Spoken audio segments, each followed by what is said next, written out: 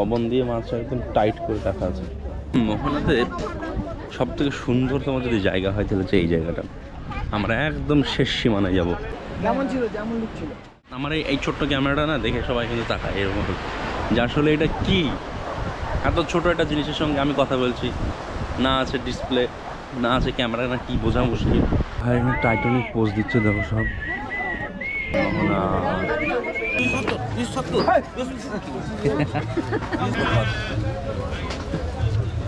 ইলিশ, এ বাবা বিশাল সাইজ ইলিশ। 1200 টাকা আছে, এটা 2000 টাকা আছে, ওটা 1300 টাকা। এর কেটে দেওয়ার ব্যবস্থা আছে এখানে, বক্সগুলোতে প্যাকিং করে দেবে, ঠিক আছে? এই বক্স প্যাকিংয়ের চার্জ ধরো যা পড়বে তাতে ধরো আর 2 কেজি মাছ কেনা যাবে। বাদলদা গাড়ি লাগিয়ে দিয়েছে, আসলে ও একদম টাইম 6টাতে এসেছে। আমরা হোটেলে যাবো, হোটেল থেকে আমাদের ব্যাগপত্রগুলো নামিয়ে দেবো, জাস্ট খেলা শেষ।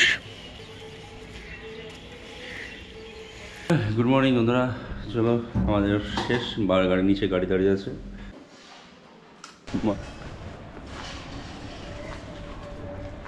বাংলা ডিকিটা বলে দাও, ডিকি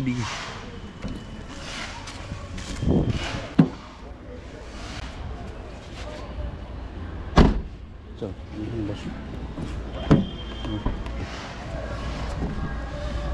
ঠিক সময় মতো, দাদা এখন খুব ভালো মানুষ, একদম 6টায় পারফেক্ট টাইম, একদম 6টাতেই ফোন করেছেন আপনি। আমি इधर ही थोड़ा राउंड मार रहे थे।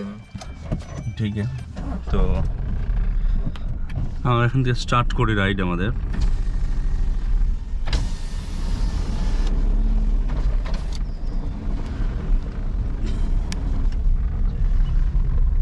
আমি খুব ধার্মিক মানুষ, কিন্তু বললে হবে না।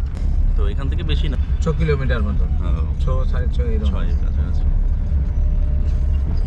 আর আজকে একটু ঠান্ডা ঠান্ডা হাওয়া মানে ভাব আছে। বাইরে এখানে গেলাম, আর দেখলাম বাদলদা 6টায় আসবে, তাহলে একটু ওখান থেকে মাঠটা মেরে আছে, সূর্য মানে এটা দেখে আসি। স্টেশন নিউ দীঘা স্টেশন, এটা আমাদের দীঘা স্টেশন। এখানে আমাদের ট্রেন ধরতে হবে, কিন্তু মেরিন ড্রাইভটা হেভি লাগতো। মেরিন ড্রাইভটা, আচ্ছা মেরিন ড্রাইভটা যেতেন আপনি, হ্যাঁ ব্যাপক লাগতো। আমি সত্যি কথা বলি, মোহনা যাইতেছি ভাই, বাদল আছে আমার সঙ্গে। এই যে বিশ্ব বাংলা পার্কটা, যেটা আমি রাত্রেবেলায় দেখালাম, যেটা এখানে এসেছিলাম, যেটা বুঝলো তো, রাতে হাঁটতে চলেছিলাম। দর্শক বন্ধু, আজকে আমাদের দীঘা ভ্রমণের শেষ দিনেই আজকে আমরা যাচ্ছি হচ্ছে নিউ দীঘা থেকে মোহনা পর্যন্ত। দীঘার দেখার মতো পর্যটন স্থানগুলির মধ্যে মোহনা ওয়াচ পয়েন্ট হলো খুবই গুরুত্বপূর্ণ, খুবই জায়গা যেখানে সকালবেলায় বেরোলে আপনারা সেখানকার মাছের বাজার দেখতে হবে। আমরা সকাল 6টাতে এই ক্যাবটি বুক করেছিলাম, আজকে গতকাল রাত্রে বুক করেছিলাম বাদলদাকে, মাত্র 250 ইন্ডিয়ান রুপির বিনিময়ে উনি কিন্তু আমাদেরকে দীঘা মোহনা পর্যন্ত নিয়ে যাবেন এবং সেখান থেকে আমাদেরকে স্টেশনে ড্রপ করে দেবে। আসলে মোহনা বলতে চম্পা নদী এবং বঙ্গোপসাগরের মিলনস্থল, এই জায়গাটাতে অত্যন্ত সুন্দর। এখানে অনেকেই আসেন সকালবেলা সূর্যোদয় দেখতে। সেই সকালের সূর্যোদয়টা কিন্তু আমরা নিউ দীঘাতে দেখেছি, এবং ওখান থেকে আমরা এখন যাচ্ছি হচ্ছে শঙ্করপুর রোড। এই রোড ধরে যেটা অনেকেই মেরিন ড্রাইভ নামে চেনেন আপনারা, এদিকে তাজপুর যাওয়া যায়। আর মাত্র 4 কিলোমিটার রাস্তা, এবং এই 4 কিলোমিটার রাস্তা আজকে আমরা বাদলদার সঙ্গে মাত্র কয়েক মিনিটের রাস্তা। তো এখানে মেরিন ড্রাইভের এই যে সিনটা আপনার দেখুন, পূর্বাকাশে সূর্য উঠেছে, একদম অসাধারণ ভিউ। সকালবেলাতে হালকা ফুরফুরে ঠান্ডা আবহাওয়া, হাওয়া বেশ ভালোই চলছে, আর তার মধ্যে দিয়ে জানলা দিয়ে হাত বার করে মাঝে মধ্যে আমি এখানকার সিনের কিন্তু মজা নিচ্ছি। আর সত্যি কথা বলতে কক্সবাজারের মেরিন ড্রাইভ প্রায় 80 কিলোমিটার আমরা গেছিলাম, সেখানকার মজা এখানকার মজা একটু পার্থক্য আছে। এখানে বিচটা খুব ছোটো, তো তবু আপনি দেখুন যে সামনের যে আবহাওয়াটা আর সিনটা এত সুন্দর। তো যাই হোক, এখন বাদলদা ড্রাইভ করছেন। বাদলদা আমাদেরকে বলছিলেন যে তাজপুর যাওয়ার জন্য, কিন্তু হাতে সময় খুব কম, এবং সেক্ষেত্রে আমি চাইলাম না যে আর তাজপুর যাই, শঙ্করপুর যাই। তো মোহনা যাব, ওখানে মাছ দেখব। মাছের ভিডিওগুলো নেক্সট ভিডিওতে আসবে, সে মাছের বাজারের সম্পর্কে পুরো আলাদা একটা ভিডিও বানাবো ওখানে গিয়ে। বন্ধ শুরু মাছের বাজার।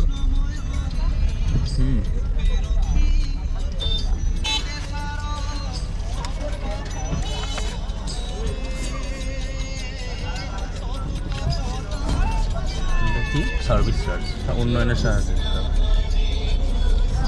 পাঁচ তুলে দিন তো এখন ফাইনালি আমরা কিন্তু হচ্ছে দীঘার মোহনায়। দেখুন এই সকালবেলাতে এলে এই দৃশ্যটা এখানে দেখা যায়। পমফ্রেট, বড় পমফ্রেট। হ্যাঁ, দাদা চিল্লাছে কিন্তু সামনে কোনো মাছ নেই, দেখছো? শুটকি, এখানে সব রকমের শুটকি আছে।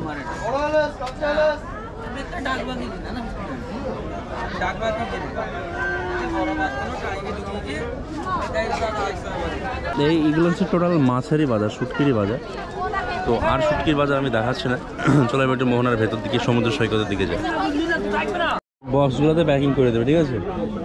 এই বক্স প্যাকিংয়ের চার্জ ধরো যা পড়বে তাতে ধরো আর 2 কেজি মাছ কেনা যাবে। এখানে দেখুন এরা যেও নিচে যেও,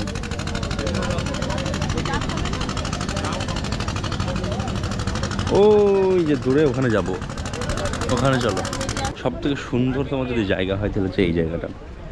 হ্যাঁ, এখানে মানে এই যে সমুদ্রের ধার বরাবর হেঁটে যাওয়া, সেই অনুভূতি। মানে এই যে এগুলো কিন্তু কিছুক্ষণ পরে আবার জল হয়ে যেতে হবে, কিন্তু জল চলে আসবে। হ্যাঁ, কারণ হচ্ছে এখন হচ্ছে ভাটার টানে এই যে লালি পড়ে আছে সব পড়ছে, এটাও একটা এই যে নদীর মতো হয়ে আছে। এই যে একবার এখানে মাঝে আবার চর দ্বীপ ছোট ছোট।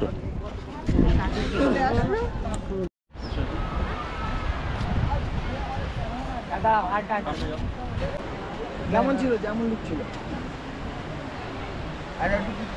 এটা হচ্ছে দেখুন মোহনাতেও অনেকজন স্নান করতে আসে কিন্তু এখানে। হ্যাঁ, তবে এখানে এই যে সমুদ্রের নিচে নেমে ঠান্ডা এতে চলো আমরা ওই মাথায় যাব, ওই মাথা পর্যন্ত যাই। হ্যাঁ, আমার এই ছোট্ট ক্যামেরাটা না দেখে সবাই কিন্তু তাকায় এরকম যে আসলে এটা কি, এত ছোট একটা জিনিসের সঙ্গে আমি কথা বলছি, না আছে ডিসপ্লে, না আছে ক্যামেরা, না কি বোঝা মুশকিল। মনে হচ্ছে সমুদ্রের শেষ প্রান্তে আমরা চলে এসেছি এরকম।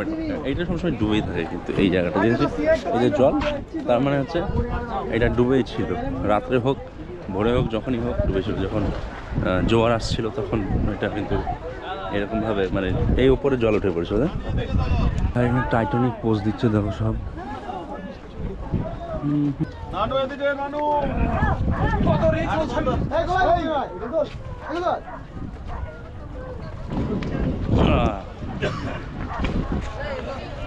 দেখো ভাই চলে এসছি একদম আমাদের শেষ প্রান্তে, এখান থেকে লম্বা হাঁটতে হাঁটতে হাঁটতে হাঁটতে এই পর্যন্ত আমরা চলে এসেছি। অসাধারণ ভিউ ভাই, অসাধারণ। আর হচ্ছে এই যে সূর্য এমন একটা পজিশন, এটা ছবি তোলার জন্য একদম পারফেক্ট একটা জায়গা। কত করে উঠেছে দেখো ওই ছেলেটা। হ্যাঁ, আমি একটা ফটো তুলি। Hey guys, this is Albruni from মোহনা দীঘা। আমি এই মুহূর্তে পানিতে নামতেছি বস। ওই রে পানি রে ভাই, কি ঠান্ডা।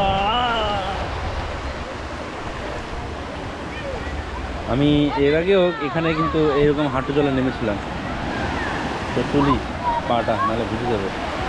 ও সেই অনুভূতি বস, এ ভাষায় প্রকাশ করার মতো না। এই বীজটা আমাকে ঠিক এই কারণেই ভালো লাগে, এখানে ঢেউটা বেশ ভালো ঢেউ আসে, যেহেতু এটা বিস্তীর্ণ এরিয়া ফাঁকা, সেই কারণে এখানে হাওয়াটাও খুব সুন্দর চলাচল করে। আর হচ্ছে হ্যাঁ দেখুন এই যে ঢেউ, এই যে ঢেউ, আর বেশি যাওয়া যাবে না, কারণ আমার বিপদ সীমার উপরে প্যান্ট উঠে যেতে পারে। This is amazing beach here boss। আর আমাদের এটাই হচ্ছে শেষ, আজকের শেষ জার্নি, শেষ এনজয়। সমুদ্র এর যে বিশালতা, এর যে প্রকটতা, আর এর যে গর্জন, হ্যাঁ, একে সবসময় আপনাকে মাতিয়ে রাখবে ভাই। ঘরের ভেতর বসে থেকে কোনো লাভ নেই, চলে আসুন মাত্র 200 টাকার বিনিময়ে মাত্র 200 টাকা খরচা করে দীঘা চলে আসুন।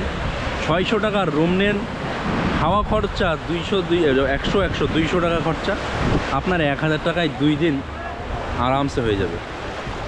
সরি 1000 টাকা না, মানে আমি 2000 টাকা দিলাম, 2000 টাকায় 2 দিন আপনার আরামসে এনজয় করা হবে এই জায়গাটাতে।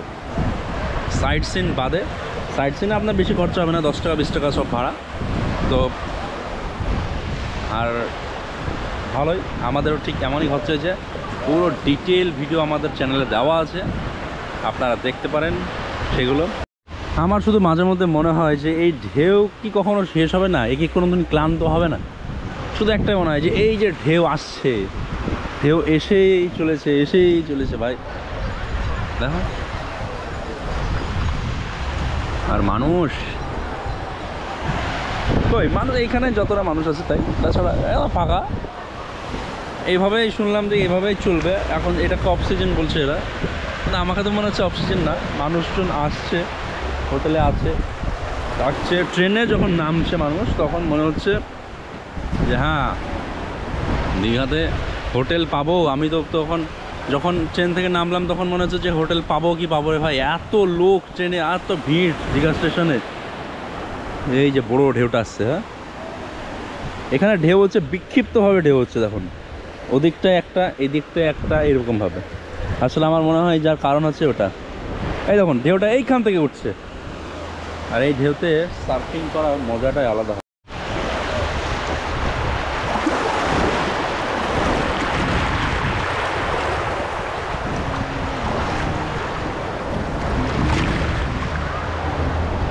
এই যে বড় ঢেউটা আসছে,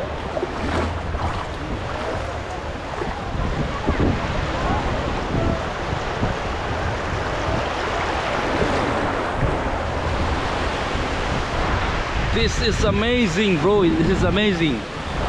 ঢেউগুলো দেখুন দোস্ত,